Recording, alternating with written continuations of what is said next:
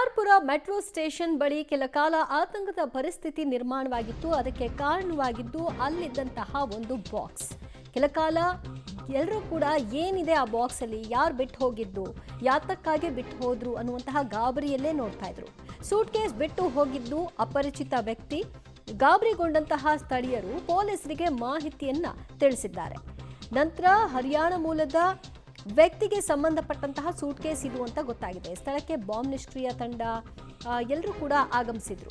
HAL ನೌಕರ ಮಂಜುನಾಥ್ಗೆ ಸೇರಿದಂತಹ suit case ಇದಾಗಿದೆ. Suit ಕೇಸ್ನಲ್ಲಿದ್ದಂತಹ tools kit ಕೂಡ ಪತ್ತೆಯಾಗಿದೆ. ಪೊಲೀಸರ ಬಳಿ ಕ್ಷಮೆ ಕೇಳಿ ಸೂಟ್ ಕೇಸನ್ನ ಮಂಜುನಾಥ್ ಕೊಂಡೊಯ್ದಿದ್ದಾರೆ.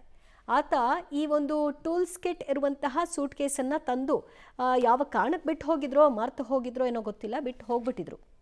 ಅದಾದ ನಂತರದಲ್ಲಿ ಸುಮಾರು ಹೊತ್ತಿನಿಂದ ಇದೆಯಲ್ಲ, ಇದರಲ್ಲೇನಾದರೂ ಸ್ಫೋಟಕ್ಕೆ ಸಂಬಂಧಪಟ್ಟಂತಹ ವಸ್ತುಗಳಿರಬಹುದಾ ಅಂತ ಜನ ವಿಚಲಿತರಾಗಿದ್ದರು. ಪೊಲೀಸರಿಗೆ ವಿಚಾರವನ್ನು ಮುಟ್ಟಿಸಲಾಗಿತ್ತು. ಪೊಲೀಸರು ಕೂಡ ಸ್ಥಳಕ್ಕೆ ಬಂದು ಪರಿಶೀಲನೆ ನಡೆಸಿದ್ರು. ಕೊನೆಗೆ ಅದನ್ನು ಓಪನ್ ಮಾಡಿದಾಗ ಅದು ಹರಿಯಾಣ ಮೂಲದ ವ್ಯಕ್ತಿಗೆ ಸಂಬಂಧಪಟ್ಟದ್ದು.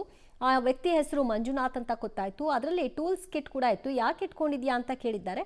ಮೋಸ್ಟ್ಲಿ ಕನ್ಸ್ಟ್ರಕ್ಷನ್ ಫೀಲ್ಡ್ಗೆ ಏನಾದರೂ ಅವರು ಇದ್ದಾರಾ, ಆ ವ್ಯಕ್ತಿನ ಆ ಕಾರಣಕ್ಕೆ ಇಟ್ಕೊಂಡಿದ್ದಾರಾ, ಅದರ ಬಗ್ಗೆ ಅವರು ವಿವರಣೆಯನ್ನು ಕೊಟ್ಟು ಕ್ಷಮೆ ಕೇಳಿ ಕೊನೆಗೆ ಸೂಟ್ ಕೇಸನ್ನು ತೆಗೆದುಕೊಂಡು ಹೋಗಿದ್ದಾರೆ.